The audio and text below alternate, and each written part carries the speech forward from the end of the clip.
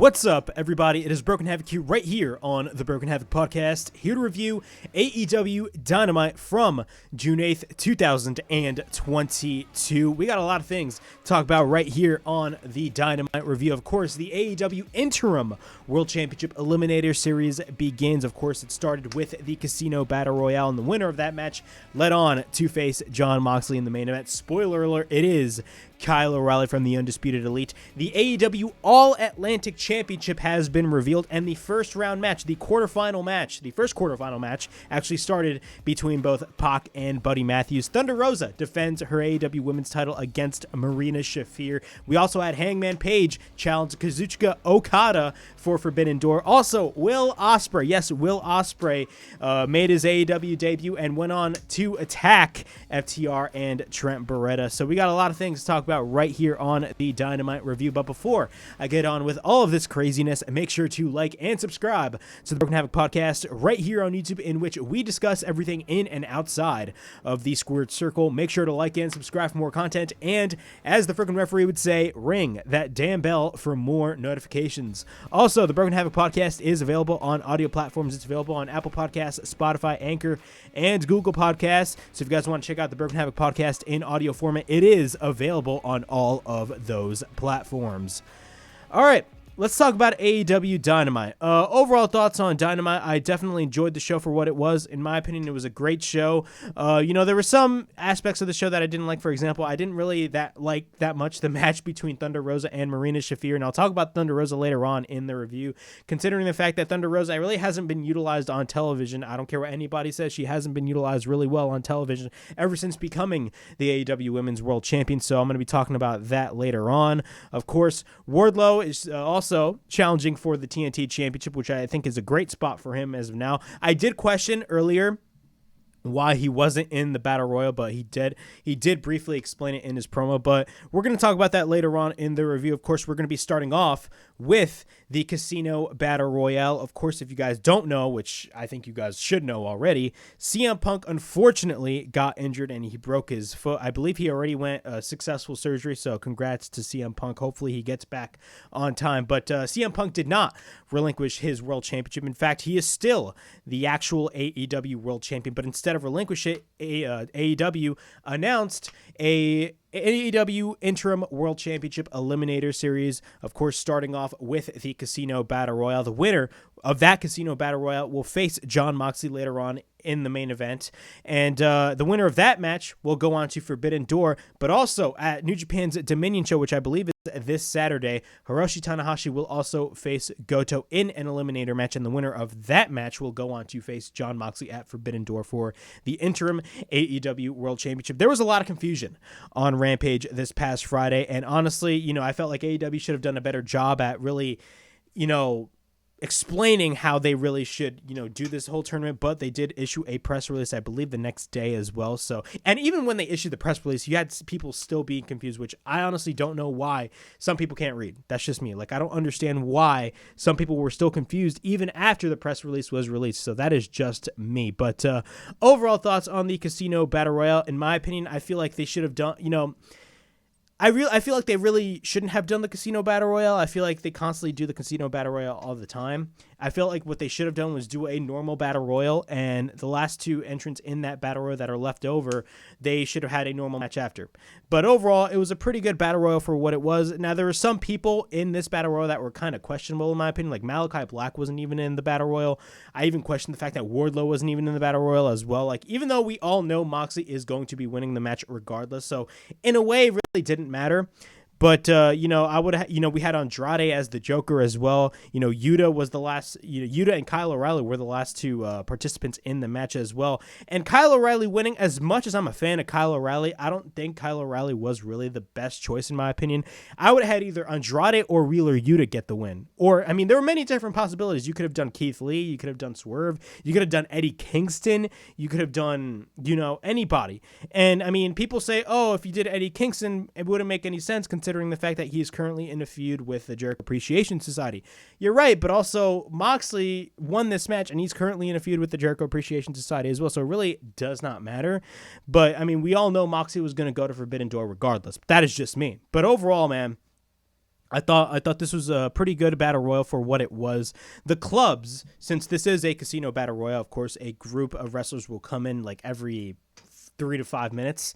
The clubs, the first group, that being Lance Archer, Tony Nese, Eddie Kingston, Darby Allin. Yes, Darby Allin was also in this battle royal, and Daniel Garcia. They start off the main show, or the main match, I should say. And the Diamonds ended up being Ricky Starks, Jake Hager, Ray Phoenix, Swerve Strickland, and Keith Lee. But before I get on with the Diamonds, of course, I'm going to get a couple of notes that what I got in the battle royal. Usually when it comes to battle royals are really hard to kind of take notes on because there's so much stuff going on all at once. So I really wanted to point out the key points. Both Kingston and Garcia really fight it out. Darby goes to the outside. Lance Archer chokeslams Darby. Darby goes back in. He basically goes in and out. He hits a skateboard, taking Lance Archer out, but he didn't eliminate him. Darby goes for the elbow suicida, but then Darby and Kingston are in the ring, and both fight it out. Of course, as I've stated earlier, I already listed the Diamonds, so the Diamonds came out. Tony Nese, we got a double team by both Keith Lee and Swerve on Tony Nese. Swerve then hits a spinning elbow to the back of Tony Nese as well. Both Swerve and Nese are on the apron. Mark Sterling actually interferes in the match. Keith Lee then eliminates Tony Nese as well. Both Keith Lee and Lance Archer face off, but then Keith Lee ends up eliminating Lance Archer. And then the Hearts come out. Yes, the Hearts, that being John Silver, Konosuke Takeshita, who has made a big impact. He's not signed with AEW, but I believe he's a part of DDT as well. Max Caster and the Ass Boys come out for example, Austin and Colton Gunn did not really need to be in this match, and this is what I'm talking about. They really did not need to be in the match, so I don't know why they were there. Later on, the Spades come out. The Spades consists of Powerhouse Hobbs, Kyle O'Reilly, and Bobby Fish, a.k.a. Red Dragon, Dante Martin, and Wheeler Yuta, of course, who is the current Ring of Honor Pure Champion. Wheeler Yuta, was definitely one of my favorites to win this match. I honestly wouldn't have mind if they went back with Jon Moxley versus Wheeler Yuta in the main event because of the fact that those guys have if you guys haven't watched their match on Rampage, go out of your way and watch it. That match was freaking off the chain. But Darby, what happens? He basically coffin drops Red Dragon on the outside. Lots of wrestlers are at this point in the ring. Phoenix goes for a thrust kick on Caster. At this point, Caster gets eliminated. Keith Lee then goes for the double overhand chops onto the Ass Boys. Then Phoenix hits the double cutter on the Ass Boys after. Keith Lee then eliminates both of them, but AEW pulled a WWE and had Swerve Strickland eliminate Keith Lee, which is kind of weird in my opinion. Do I think this is a heel turn? No, I think it's just like a friendly thing. I mean, WWE does it all the freaking time, but I don't know why they did something like that. I wouldn't have done that. But after that, the Joker comes out, and the Joker ended up being Andrade El Idolo. Yes, Andrade El Idolo did make a return. So basically, Andrade goes after everyone. Hobbs eliminates John Silver. At this point, Daniel Garcia, Eddie Kingston, and Jake Hager get eliminated. Takeshita goes for a Blue Thunder Bomb on Ricky Starks. Takeshita then gets eliminated by both Hobbs and Starks, but then Dante picks up Starks and takes him to the apron. Dante then gets eliminated by Starks lowering the top rope onto the apron, or from the apron, I should say. Starks goes on the apron once again. Phoenix then hits a kick on Starks, eliminating him. Then Darby gets caught with a coffin drop, but then Darby hits a coffin splash on Andrade into the corner. Then Darby proceeds to eliminate Bobby Fish. Swerve then eliminates Darby. Andrade then eliminates Swerve. Phoenix at this point is in control over Andrade. Andrade then goes for an overhand chop after that. Then after that, he follows by a thrust kick by Phoenix. Then after that, we get a spine buster by Hobbs. Hobbs then gets eliminated by Wheeler Yuta. At this point, Wheeler Yuta, Kyle O'Reilly, Andrade, and Ray Phoenix are the final four, which I ain't gonna lie is a pretty good final four. Usually, when it comes to the Royal Rumble, WWE really, when it comes to their final fours, they really don't do their final fours really well. I mean, for God's sakes, we had Shane McMahon, I believe, in the final four of this year's Royal Rumble, which is absolutely ridiculous in my opinion. But Yuta goes for a shotgun dropkick. Yuta then after that. Yuta and Kyle O'Reilly exchange shots. Andrade and Phoenix do the same. Andrade hits the low blow on Phoenix in midair, which looked absolutely painful.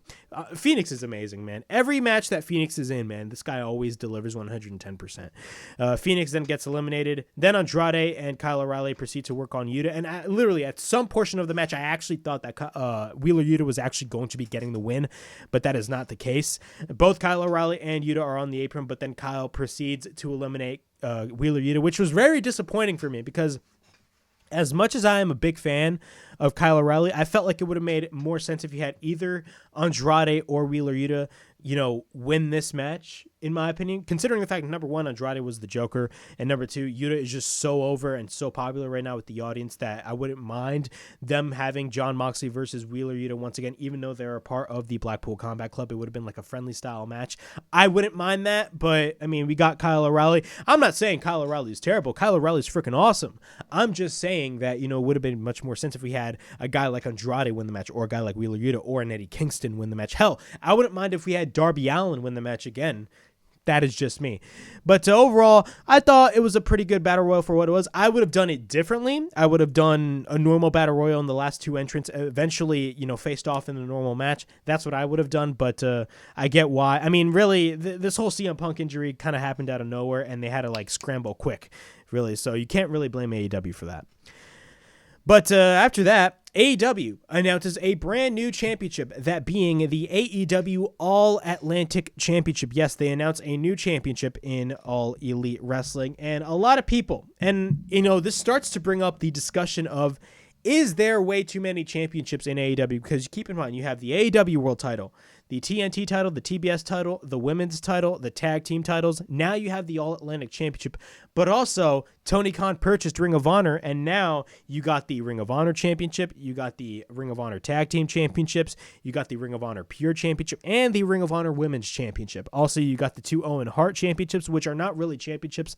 Those are just trophy titles. And also you got the FTW title, which at first when they brought it in, it was not really acknowledged by AEW, but now you have Ricky Starks defending the FTW Championship, which honestly I do not mind, but it is what it is. It brings the discussion is if there a little bit too much championships in AEW. Honestly, it's a pretty good discussion to talk about, considering the fact that, they bought Ring of Honor and you got a lot of Ring of Honor championships in AEW Dynamite.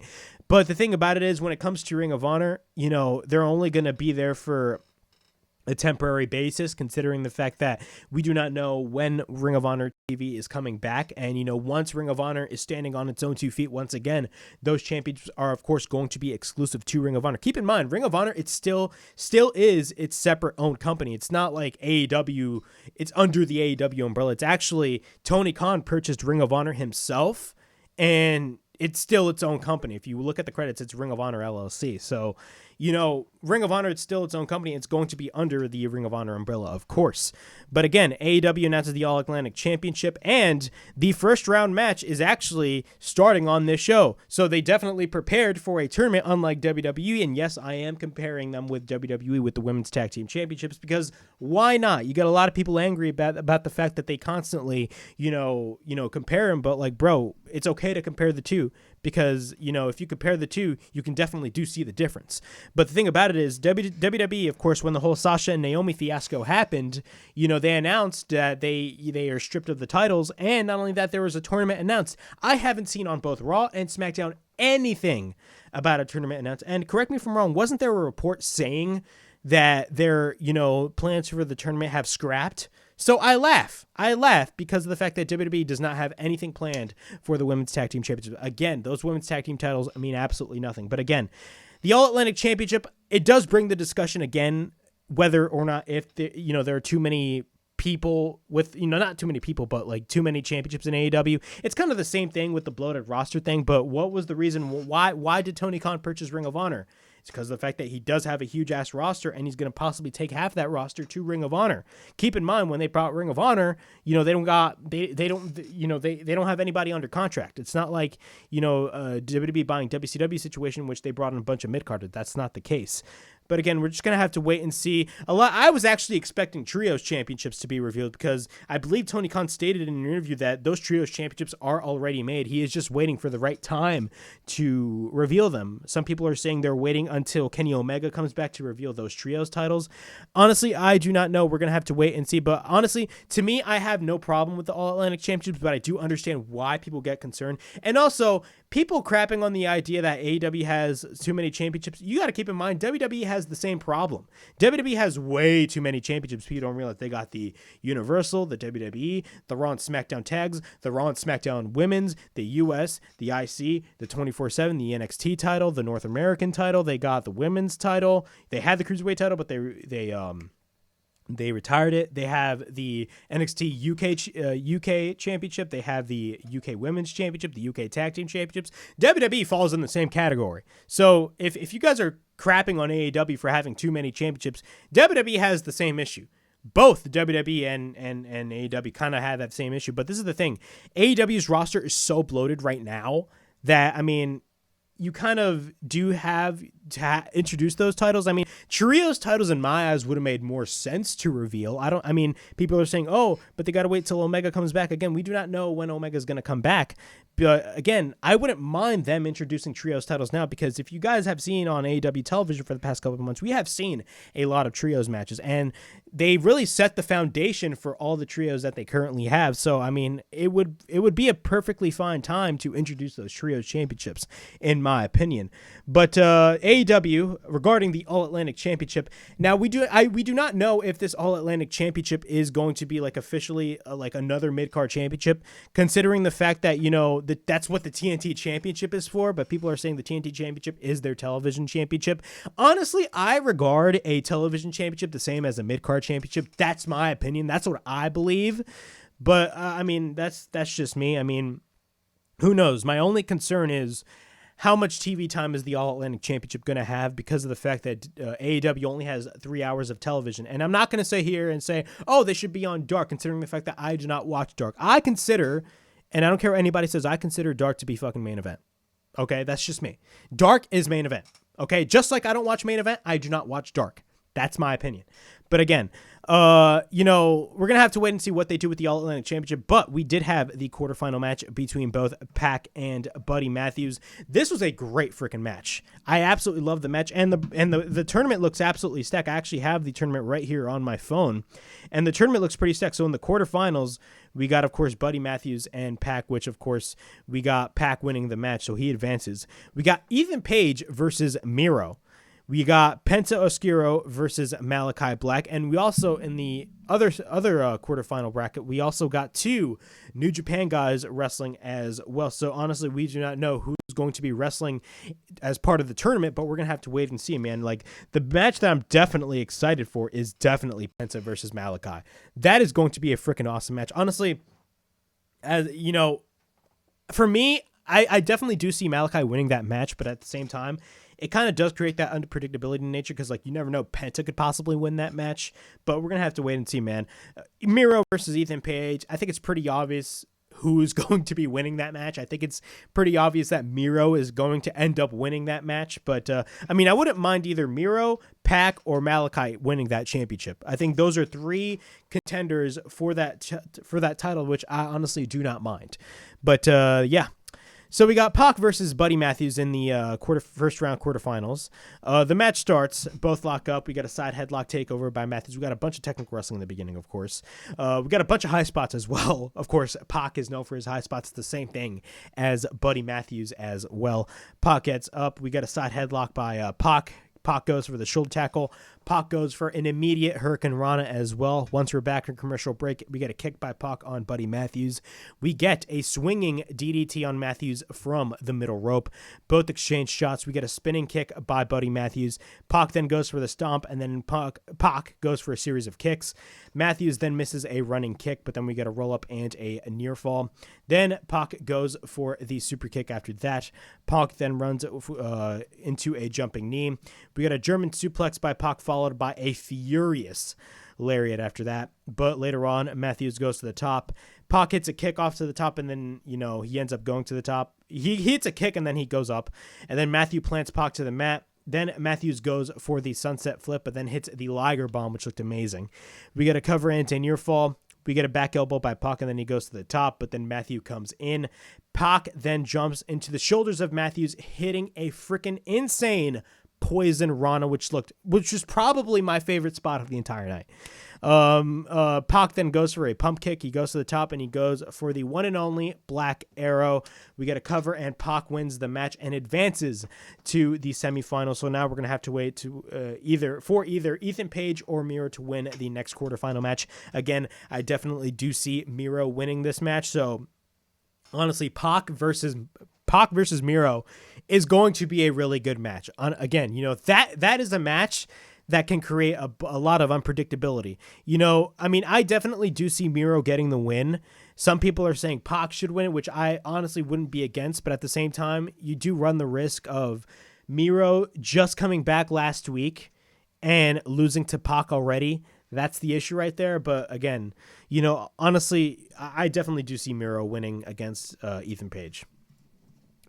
Eddie Kingston is backstage and says that, Jake Hager cost him the opportunity and he wants Jake Hager on Rampage. And he doesn't care if it's after the NBA or the NHL. He wants him on Rampage. So we're going to be getting Jake Hager versus Eddie Kingston on Rampage. We got a segment with, of course, Roppongi Vice's and best friends Trent Beretta. He talks about how it's National Best Friends Day and his friends are not here. He talks about how he lost against FTR. They lost against FTR, of course, with Great O'Khan and Jeff Cobb costing them and, causing a DQ, which definitely teased a match at Forbidden Door. Talks about how he wants a rematch and he calls FTR out. So Cash says that he is right. They didn't win. It says that if it were up to them, he would have come here and basically have a match. But, the problem is not him. It's the people that caused them the match. But then what happens? Will fucking Ospreay shows up. Yes, Will Ospreay shows up. And what happens? From behind, Kyle Fletcher and Mark Davis, a.k.a. Aussie Open, and Aaron Hanare attack them as well, which I'm not familiar with those men, by the way. Again, I do not watch New Japan, but I'm definitely familiar with Will Ospreay. If you guys haven't checked out Will Ospreay, this guy is a fantastic wrestler. And, it can create the discussion, and I will mention this again, the casual audience is not going to know who Will Ospreay is. But this is the thing. If they're on television for a reason and they're going to be wrestling on Rampage, it's good. It's the best way to introduce them to the global audience. So, I feel like that can be kind of debunked in a way. But again, I totally understand the argument of the casual audience do not know who these people are. I feel like AEW needs to do a little bit of a better job to introduce these people, kind of air video packages of these different wrestlers, air video packages of Will Ospreay, air video packages of an Okada, air video packages of Hiroshi Tanahashi, because the core audience that watches AEW Dynamite already knows who they are. Even the audience that doesn't watch New Japan, everybody knows who Hiroshi Tanahashi is, everybody knows who Okada is, everybody knows who Will Ospreay is. Those guys everybody knows. Everybody knows who Kota Ibushi is. So everybody knows who they are. But again, the casual audience that doesn't watch New Japan at all and is not even familiar with these people that just watch AEW, introduce them in a better way. For example, airing video packages. For example, I did not know who the hell Minoru Suzuki was until he showed up and, basically faced off with John Moxley at All Out last year. And I became obsessed with this fucking theme song. Literally. But again, if you guys haven't checked out Will Ospreay, this guy is a fantastic professional wrestler. Check out some of his matches. Some of his matches are on YouTube. One wrestler that, he wrestled damn good matches with is Amazing Red. If you guys do not know who Amazing Red, he wrestled for years. I believe he is wrestling currently at House of Glory. Not only that, he wrestled for TNA for a couple of years as well, and he's also a former X Division champion. So you've got, watch Will Ospreay versus Amazing Red. Trust me, you'll love it. This guy is an amazing wrestler, and I do believe Will Ospreay is a former IWGP Heavyweight Champion as well. But I did not know who the rest of those guys were. I'm gonna be 100% real with you guys here, but that's why I'm watching this show, because one of my favorite things about the Forbidden Door, it's introducing the viewer to new talents that they haven't seen before. So you got to keep that in mind. But we got Kyle O'Reilly backstage with William Regal. William Regal basically talks about how, Kyle O'Reilly will face his demise. Basically, William Regal was putting over John Moxley, of course. William Regal is the figurehead and the, talker of the Blackpool Combat Club. We got Hangman Page versus David Finlay. Of course, I believe David Finlay is the son of Fit Finlay as well. If you guys do not know who Finlay is. My name is Finlay, and I love to fight. That Finlay. But yeah, man, this is a pretty good match. But really, the story was after the match. Of course, Hangman Page challenged Okada. So I'm going to be giving you guys my thoughts on that, because that is a big deal for Forbidden Door. And of course, Forbidden Door is already sold out at the United Center. And AEW is really pulling all the stops to really, try to make the show really good as well. But the match starts. Both lock up. David Finlay's really good. Both lock up. Both push each other. We get a side headlock by Hangman. Then Hangman goes for a dropkick, and then both lock up once again. We got a side headlock by Finlay. Finlay then goes for the shoulder tackle, but then Hangman catches Finlay and hits a slam. Hangman then proceeds to go for the boot, and then he goes for a couple of chops. Finally, he gets sent to the... Finlay gets sent to the outside. And then Hangman ends up going for the suicide dive. Hangman actually drinks somebody's beer from the crowd, which looked hilarious, by the way. Of course, it's a little throwback in the beginning months of Dynamite, where, of course, after he lost the match to Jericho at All Out back in 2019, Hangman was kind of going on a downward spiral and constantly going, he's constantly drinking everywhere. But Hangman, he drinks somebody's beer. Then after that, Hangman runs into the corner. Finlay then gains control. He hits a chop block, and once they're back from break, Hangman picks up Finlay, and he catches Finlay and hits a fall-away slam after that. Then he hits multiple clotheslines. Hangman then goes for a chop, and then Finlay then gets taken to the apron. Then Hangman hits a clothesline, taking Finlay to the outside. Hangman then goes for a crossbody over the top onto the outside, but then he runs into an elbow by David Finlay. Then Hangman goes for the powerbomb. We get a cover and a near fall. Hangman then picks up Finlay, but then Finlay goes for the backbreaker. We get a cover and a near fall. And then Finlay runs for an uppercut into the corner, but then he tries to go for the crossbody, but then Hangman rolls over. We get a roll up by Finlay after. We get a near fall, and then we get a German suplex by Finlay with Hangman landing on his feet. Hangman then goes for the lariat, but then after that he goes to the apron, and he proceeds to end up hitting his buckshot lariat, and then we get a cover, and Hangman wins the match. Overall thoughts on the match: it was a great match overall. Definitely enjoyed it. Then after that, Hangman Page gets the mic. Oh yeah, and by the way, Adam Cole was on commentary as well. But Hangman gets the mic and says that all he wants to say about the AEW World, but tonight is not the night about him talking about the AEW World Championship tonight. He wasn't in the Battle Royal, and it looks like he isn't getting a title shot anytime soon. He remembers that there's not only one World Championship in professional wrestling, and last Sunday, the championship that he wants is the IWGP Heavyweight Championship, and he wants Okada basically announcing a match between Kazuchika Okada and Hangman Page at Forbidden Door. But then Adam Cole comes out from commentary and says that he isn't a champion anymore and talks about how he lost the title. But Adam Cole states that he won the Owen Hart tournament. Says that if there's anyone that should get the championship, it should be him. So a lot of people are saying that, it's going to be Adam Cole versus Hangman Page versus Kazuchika Okada at Forbidden Door, which I wouldn't mind. A lot of people are complaining about that match on social media, but this is the thing. When the rumor was that it was going to be Hangman Page versus Kazuchika Okada, people were complaining as well. So, what would you rather have? Hangman Page versus Okada or a triple threat match with Adam Cole? Honestly, I would much rather have a one-on-one match between Okada and Hangman. But the thing is, as well, you got to keep this in mind, Adam Cole is doing some stuff with Bullet Club, and I honestly think that, the Undisputed Elite and Bullet Club should be doing something at Forbidden Door. We just do not know what that is, but we're going to have to wait and see in the near future. But, since Adam Cole came in and basically teased that, it should be him that should be challenging for the IWGP title, honestly, I definitely do see a possible triple threat match happening, but again, we're going to have to wait and see in the near future.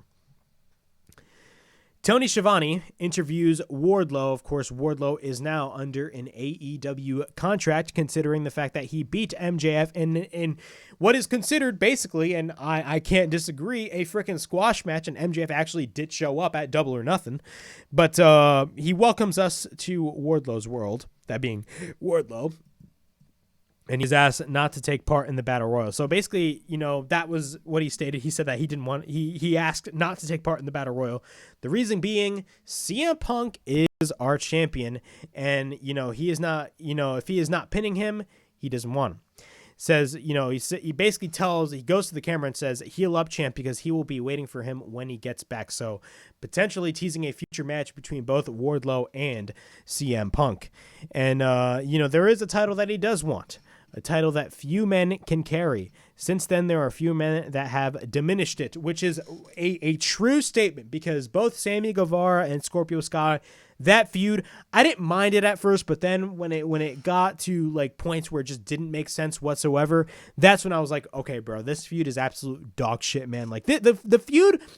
The TNT Championship, let's be 100% honest here, the TNT Championship has been devalued for the past couple of months. Ever since, Sammy won it, really, it hasn't gone to the prominence of a Cody Rhodes, from a Brody Lee, or from a Miro. Really, the last, true TNT champion in my eyes is Miro, because, like, Miro was completely dominant with that title. But then, after that, they were playing hot potato with Scorpio Sky and then Sammy Guevara. It was a whole freaking mess, in my opinion. It was a ridiculous mess. We did get that ladder match between both Sammy and Scorpio Sky, but again, what was the point of the ladder match? There was really no need for a ladder match, in my opinion. Let's be 100% real here. But Wardlow talks about how, he wants the TNT Championship. He talks about how it's time for a change. But then Scorpio Sky come out, and then, Dan Lambert and Ethan Page hold him back. So we do got a TNT Championship match. I think it's next week on Dynamite, correct me if I'm wrong, or on Rampage. I completely don't realize. I didn't even get the Rampage card up here, which is my fault. But Mark Sterling is backstage and says that because he is a nice guy, he will give him two options, and he can face him in a court of law or face 20 men. So basically, what's going to happen here is Wardlow, of course, is going to be choosing the 20 men. So it's going to be a freaking unfair handicap match between Wardlow and 20 other wrestlers. So I believe that's going to be announced for Dynamite next week. I don't think it's going to be on Rampage. I definitely do see that match happening on Dynamite. It's kind of a similar situation with John Cena, and I believe it was John Cena and Triple H, or John Cena and Randy Orton versus like the entire Raw roster, the entire ECW roster. If you guys remember back in 2008, yeah, they did that. But after that, you have the Young Bucks and Hardy Boys backstage, and then Jungle Boy or Jurassic Express come in. And basically what happens is next week is going to be AEW Dynamite's Road Rager show, and a ladder match is going to be announced between the Young Bucks, the Hardy Boys, and Jurassic Express for the AEW Tag Team Championships. Overall thoughts, my thoughts on this, as much as I am excited for the ladder match, because I think, every time when AEW does a ladder match, they always deliver. The thing that I'm most worried about is Jeff's well-being, considering the fact that if you guys watched the Double or Nothing match between both the Hardys and the Young Bucks, Matt was fine, but Jeff looked really off in that match. I'm sorry. And I don't think it was a situation where like he was like on drugs or anything. Like if you hear that by anybody, don't believe them. I think it's a situation in which, it's a situation where like Jeff constantly puts his body at risk, because you guys got to understand, Jeff Hardy has wrestled this style for over 20 years now. Like literally for over 20 years, Jeff Hardy has wrestled this style, and at some point it's going to be taking a toll on your body, and I could tell like Jeff Hardy was an absolute freaking pain in that match. So really, as much as I am excited for this ladder match, I'm just mad worried for Jeff Hardy's well-being. That's just my opinion. Hopefully it's going to be good. Do I see Jurassic Express possibly losing those championships? Bro, Jurassic Express should have lost those championships, weeks ago or months ago, in my opinion. I felt like the guys to take those championships away, and I still stand by this statement, is FTR, considering the fact that literally FTR has more value now than Jurassic Express. The Ring of Honor and AAA Tag Team Championships, in my opinion, now are more important than the AEW World Tag Team Championships, considering the fact that, FTR, in my opinion, is on television more. But, like, this is the thing, though. FTR should have taken those titles from Jurassic Express, in my opinion. But who knows? Maybe it's a situation because, like, Christian Cage for the past couple of weeks has been teasing a heel turn. So what if it's a situation in which Christian Cage causes Jungle Boy and Luchasaurus the World Tag Team Championships, which leads to the Young Bucks or the Hardy Boys ending up winning the Tag Team Championships? Again, we're going to have to wait and see at the ladder match next week on Dynamite. But again, it's something to keep in mind. And honestly, as much as I'm excited, I'm just worried for Jeff's well-being, considering the fact that he just looked really off on his match against the Young Bucks at Double or Nothing last Sunday. we got Thunder Rosa versus Marina Shafir for the AEW Women's Championship. Thunder Rosa, man. You know, there are reports saying that Thunder Rosa is frustrated right now with AEW, considering the fact that she does not have a lot of TV time. And honestly, I do not blame her. You know, she won the Women's Championship in March at St. Patrick's Day Slam. And really, she had only 2 title defenses. She had the first title defense was Nyla Rose. And look, I like Nyla Rose, but it's a common trend. You had this with Hikaru Shida, with Hikaru Shida winning, you know, the women's title, and her first opponent was Nyla Rose. You had Britt Baker winning the women's title, and her first opponent was Nyla Rose. I mean, like, it's a common trend. Now Thunder Rosa, her first opponent was Nyla Rose.